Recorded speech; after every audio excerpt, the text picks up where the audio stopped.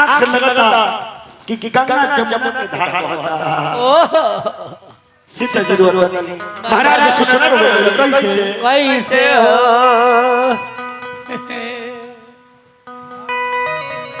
रानी विधि के विधान है रो मत।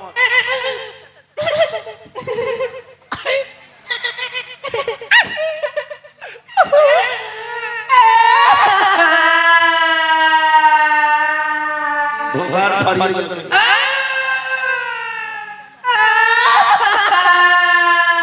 रानी रोए के ना चुप हो जा। आए रउरा कितना समझाई पहले मेरे सामने आओ ये कितना समझाई बहुत समझे ना हाँ बहुत ज्यादा इतना मोटा धनुष हाँ एको को वहां के वीर बुझाइए एको गो ले में से एको गो ना एको को पीर कहा ना ना रउरा हमर बात मान ली ना ना मान ली इतनो ना मान ली अब हम उनकर बात मानो ना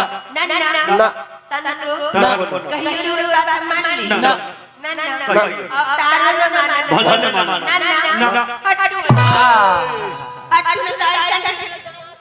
अरे बाप रे बाप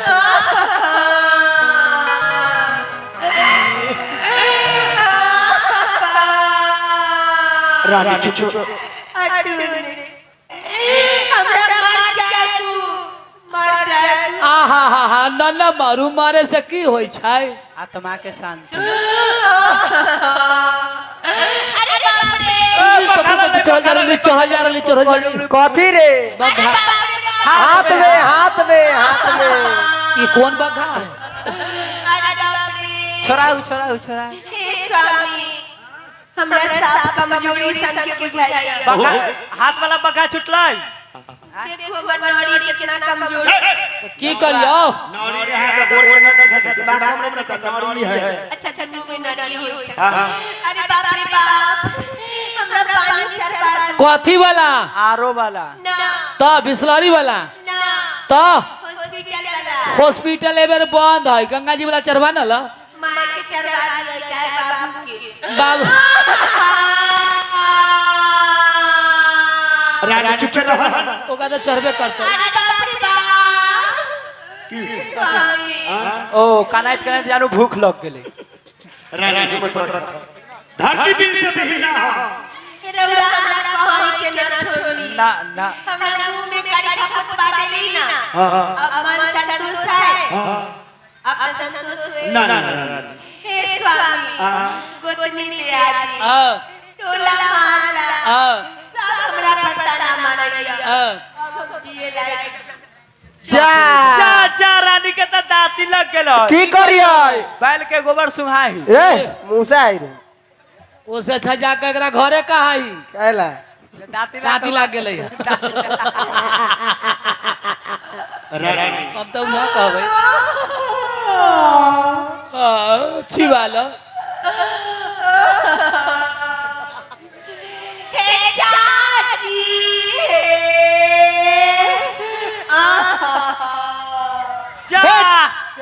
चाची के हाफ पैंट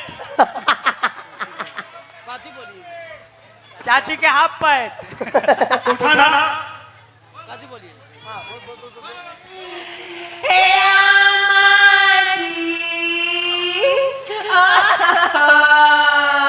हे कैसे दम्माऊ खारली हे अम्बाजी ई बेचारा दुख में हाथ लगल हम तो दुखे में ना कान रहली दोनों कथी के दुख पंखा चालू ना हो हे कन्या चुप पे रह तबीयत खराब हो जाता रउरा के पेराओ रोए के पेराओ चुप रहो ना जे बाउआ के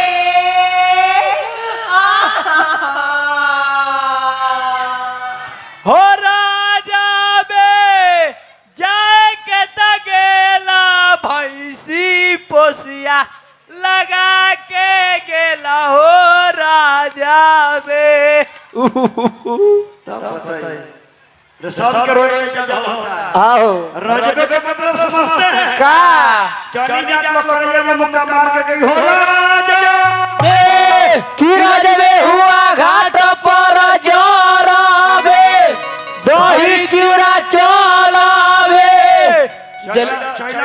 बात से चल रहा है।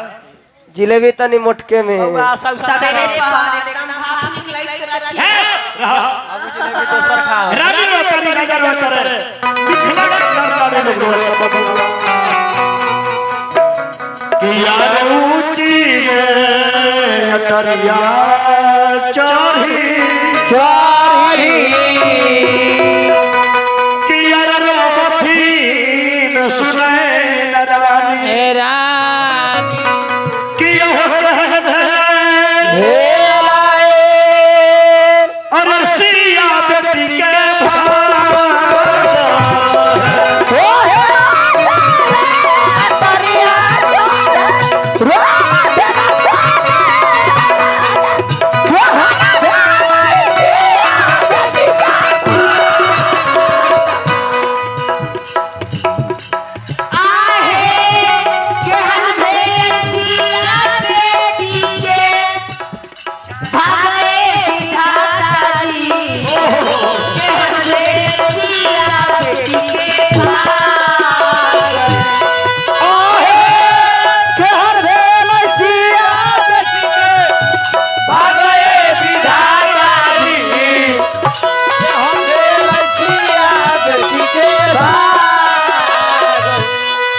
किया होता है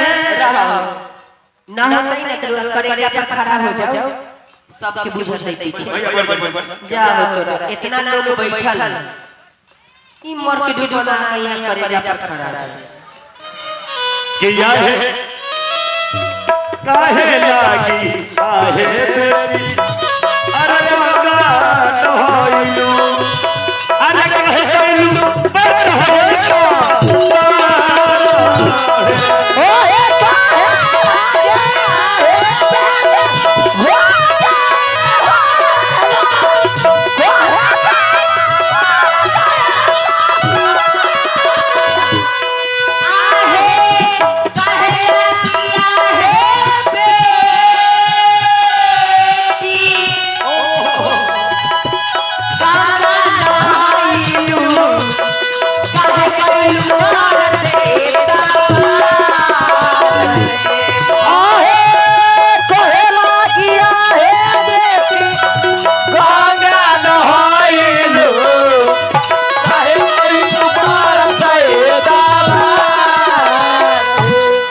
किया होते सारे विदेश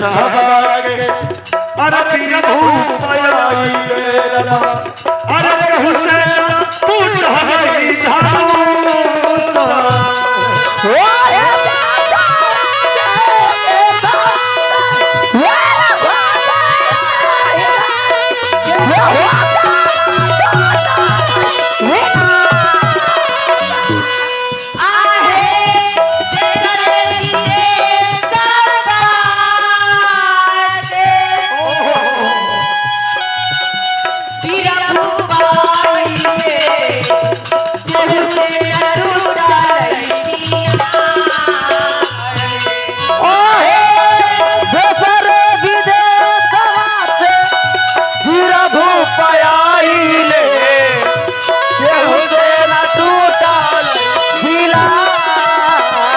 किया हो बेटी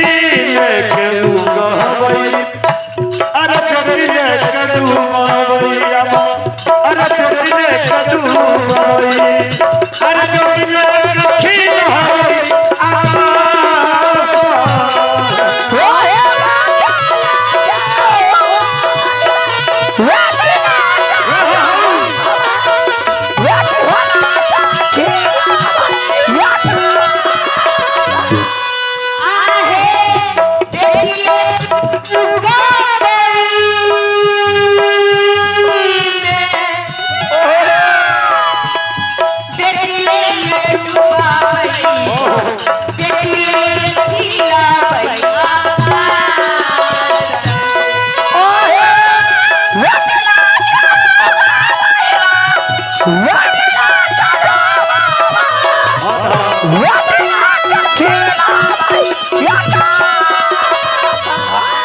किया होता है लागी आहे बेटी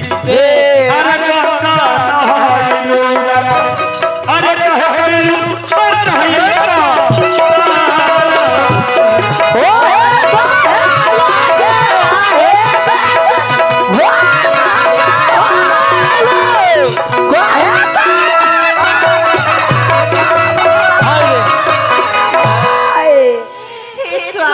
अब हम महल में जाओ।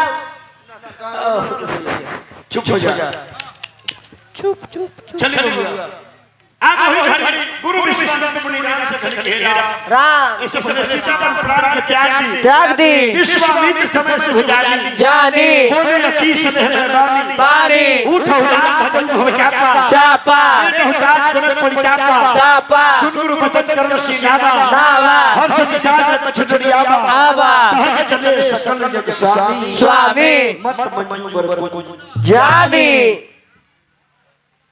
Aryan repair and service Kunal mobile repairing centre AC fridge cooler washing machine geyser इनके उचित मूल्य पर रिपेयरिंग किया जाता है। इंडियन टेक्नीशियन कुनाल सिंह राजपूत बड़े भैया से बहुत बड़े धन्यवाद सिंह में प्रणाम अभिनंदन शुभकामना। भगवान वही घड़ी बबुआ भैया मुनि जी की बात मान के हाजिर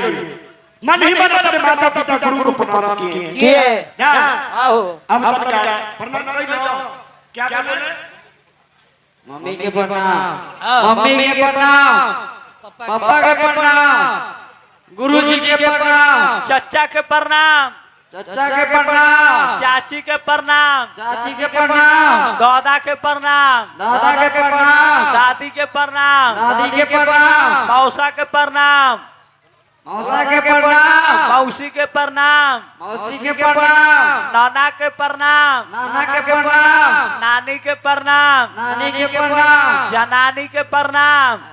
बोला ए लगा हूं लड़का पास है पास पास चारों दिशा हां जरे पूरा उधर पूरा सूर्य भगवान को प्रणाम कहिए हे सूर्य भगवान हे सूर्य भगवान, हे दीनानाथ गोसाइया हे दीनानाथ गोसाइया, काम नहीं है बढ़िया रावण है बढ़िया, घूम जा पक्षी हां ये जगह से घूमे में है कहे है पश्चिम देवता हे पश्चिम देवता, तोरा दे लड़ता तोरा दे देवता, काम बनावा चकाचक अपने से काम बनाओ काम बनावा चकाचक काम बनावा चकाचक, बियाह करावा धका धक बियाह करावा बियाह करावा धका धक बियाह करावा धका धक, एकदम ढाका ढक घूम जा दक्षिण कहा हे गंगा मैया हे गंगा मैया, तोरा चढ़ावा फूल के डाली तोरा चढ़ावा फूल के गाड़ी, बियाह करावा हाली हाली बियाह करावा हाली हाली, एकदम हाली हाली अब घूम जाओ उतार चारों दिशा से प्रणाम कीजिए कहिए हे उतार हे उतार, तोरा चराम कबूतर बोले बोले मैया गोहिला की जय पतिया नदिया पटनावा देवरा देवी चाला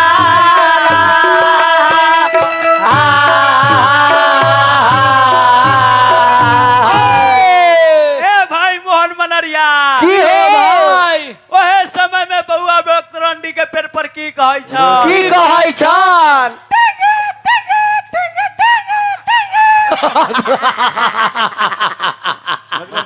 तोरा रंडी के पेड़ पर टेके टेके कर रहा है जी जी जी जी जी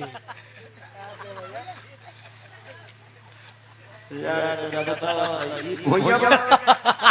बाबा भैया अपने वैशाली जिला के कुल देवता में गिनती आता है हाँ जी सभी जाति वर्ग के लोग बड़ा श्रद्धा से पूजा करते हैं आओ अच्छा ये भोजन चलो जजार लगा कोई बात ना लेकिन भोजन कौन कर रहा है पतिया नतिया पटना बा बा ई आ टेंगे टेंगे ओहे समय में कहलक वैसे सब टेके टेके कर रहा तोरा यार हां तेरा हाथ नीचे के ठुमक ठुमक के चल आता है नहीं त कुदुक कुदुक कुदुक कुदुक के ना दौड़े अबै छ ना पेंग मारे अबै छ ना, लगला मजाक बबुआ करे। में मजाक मजाक है करे से बताओ मजाक ना करी मतलब ये तोड़ के के वो तो पूछ रहा है ओए हम भी आपसे पूछ रहे हैं मजाक केकरा से करे के चाहिए केकरा से सार से हां न त बहनोई से हां न त भौजाई से हां न त साली से हां अना त चाची जी सी जी दे तोरा टमाटर तो ये मजाक काहे कैला काहे काहे हुए तो हम भी पूछ रहे हैं ये आपसे तोड़ के क्या है और जीजा जी हमरे नहीं आपको भी जीजा है तोरा सबको जीजा है सबके जीजा जी। ठीक ही होगा महाराज, सबके जीजा सही में पावन भगवान नाम का है। हम लोग मिथिला के छाछ पर मिथिलेतर से हम लोग मिथिलानी सखी हैं जी जी मिथिला के लोग हैं। हाँ जी तब भगवान राम के अयोध्या में जब दरबार बन रहा था हाँ राम मंदिर, आहो तो अयोध्या से खबर आया था मिथिला में। हाँ। तो मिथिला के लोग भगवान राम के लिए वस्त्र जेवर हाँ। और संदेश बना के ले गए। हाँ। तो मिथिला के हम पाहुने लगी है जी जी ठुमक ठुमक के चले आता है। नहीं पापा का बियाह देख लो ना आप उस समय कहाँ थे? नानी का एहना नानी कन भोज में पानी चलबैत रहलखिन रे। अच्छा बता तो तू हुआ की करत रही हम त दाढ़ी बनबैत रही। सुखले ए सुखले चरचरले रही। मतलब पापा के बियाह में लइका नानी कर थे।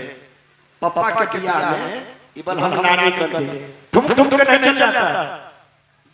ना अच्छा अच्छा देखा जाए तो हम सिखा नहीं बाप जाओगे रे। जैसे हम से पढ़िए ठीक बा आगे बढ़ो। पहले तो ही हाथ झाड़ के कस के दाहिना झाड़िए झाड़िए। एगो बायां हाथ झाड़ ठीक है और दूसरा झाड़ एकदम ठीक है फिट दाहिना है को गोड़ झाड़िए ठीक है मर्दाना देखा जा रहा कथि मुंह में लिखा है झाड़ा कस के आप पहले गोल गोल कमर हिलाइए हाँ पहले रुक जा पहले करता नहीं से गर्दन की हां ना ठीक है ठीक आगे पीछे हाँ गोल गोल ठीक है गोल गोल कमर हिलाइए अब देखिए कमर ऐसे ही कमर हिलाइए हिलाइए कमरिया गोले गोले गोले गोले ठीक ठीक ठीक अब जैसे तुमने हाथ ऐसे झाड़ा वैसे सुनो करबा झाड़ा जरा दोनों गोल तुमने हाथ ऐसे झाड़े ऐसे हाँ ऐसे सीधा होए के झाड़ा तब यहाँ नहीं होगा झाड़ के देखो प्रयास नहीं हुआ ऐसे हाथ से झाड़ ऐसे होए के हाँ दोनों गोल आगे अब जा गिरावे के फेर में नहीं ना नहीं ना बुद्धि ना ये जो बोल रहे हैं मोछ वाली ये आपको छोटी साली हुई ये आपको छोटी साली है आहो और मौसेरी सास में आहो हम पर दतिया सास में आए ई जे भेलन कथि ई सबसे छोट बड़ जेठ साली भेल आ मेहमान ये अखन जे बोलै छन ई के भेलन जनै छी ई छेड़ददिया साथ हम मिथिलानी सखी लोग जगह बता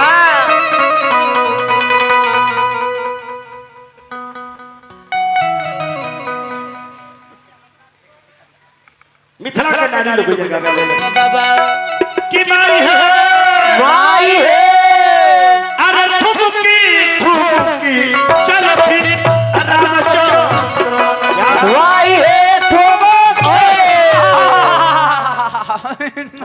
कबड्डी खेला सोचलखिन जे हमर बियाह भागल जाइए पकड़ै छी जोर से राजा के लइका है तो राजा लेके चलो ना कथि दूध कटोर लेके चलो चला राजा लेके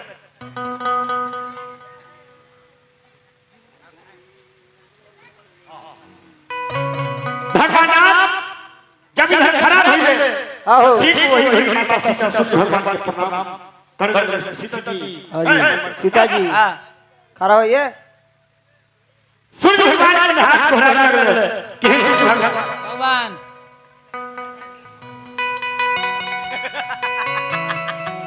हो गए शुरू हाँ भगवान जब खड़ा भइले तो सीता मैया के उम्मीद जागा के लगता कि है तो शिखर की किताब जनक कन्या है सोई सोई धनुष जग के ही का होई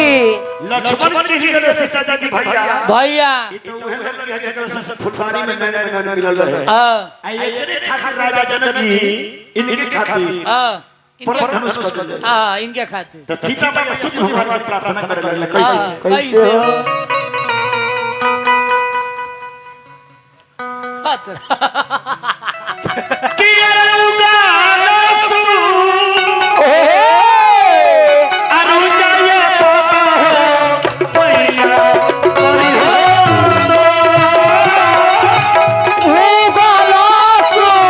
रुजाए बाबा हो पैया करी हो तरु रेउ कलकाए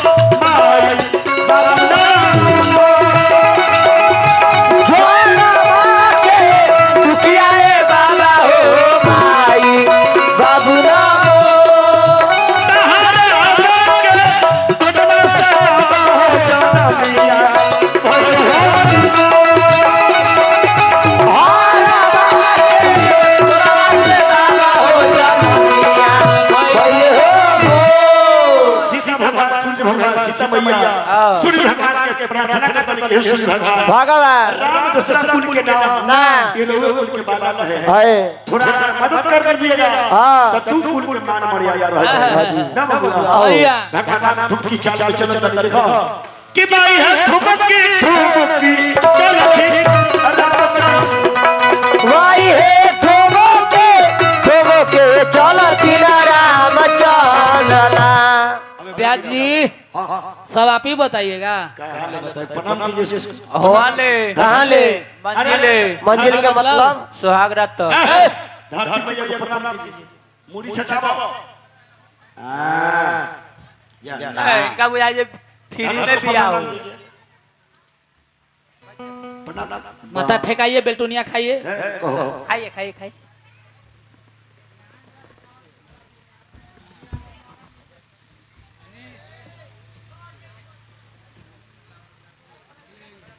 हाँ जी खड़ा होइए हाथ ऊपर कीजिए खड़ा होइए खड़ा हो जाइए खड़ा होइए हाथ ऊपर कीजिए ज्यादा ऊपर नहीं कीजिएगा पंखा हाथ कर जाएगा ए, पंखा है बाकी बंद है बंद है सब भगवान चार प्रकार से हाँ मन में बात के सिलसिले लगल कौन कौन बात और कौन कौशल्या किशोर ने भारत में बिना लीधा मेरा और देश में सोच की न चार बातों को प्रथम धनुष ना तोड़ो तो कुल में कलंक लागे दूजे में धनुष तोड़ो तो धनुहा त्रिपुरारी तीसरे में धनुष ना तोड़ो तो सीता रहे कुमारी कुमारी चौथे में धनुष तोड़ दो तो लोग कहे लो भक्ति है भगवान ने ही में चार बात के विचार करते हुए आओ तो शिव लिखने की लेत चढ़ावा हाँ खाई चतगार है गाढ़े कहू न लाखा देख सब ठारे ठारे यही छन राम मद धन तोरा तेरा भरे भुवन धनि घो कठोरा और ले चतगार में खाई चतगार हो ले चढ़ावत खाए चगारे सिया राम राम कहू न लाखा देख सब ठारे कहूना लाखा जगत बठारे हो सिया राम कहूना लाखा जगत दीजिए बोलिए श्री रामचंद्र भगवान की श्री रामचंद्र की और महादेव अब तक पिछला न होय जन्म कर बबुआ कर चल और चल भाई बाबा बरिया राजा जनक राजा राजा जनक राजा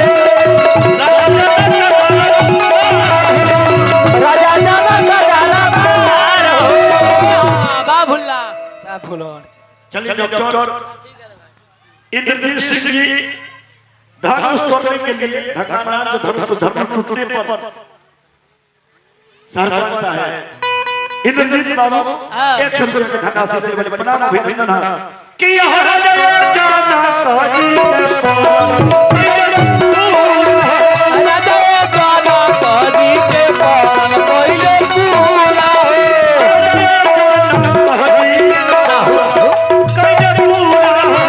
राजा गाना कदी के पान के राजा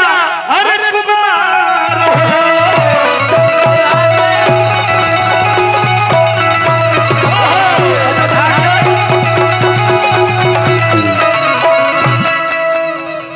अब वही भगवान राम जब चार गो लेके गए भेजा तो जो लेके एदाम बाजू आजू हगिज पे